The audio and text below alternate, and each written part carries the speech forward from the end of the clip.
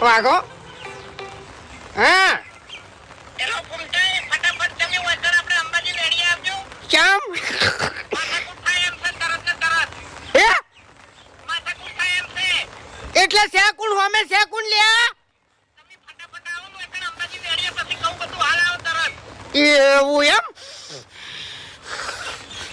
આવશું તરત આવશું. વાત આવી છે ભાઈબંધીની પણ હવે હોમે ગમે સંબંધી હશે ને તોય હું ભમાયા વગર ની રૂવાતી એમ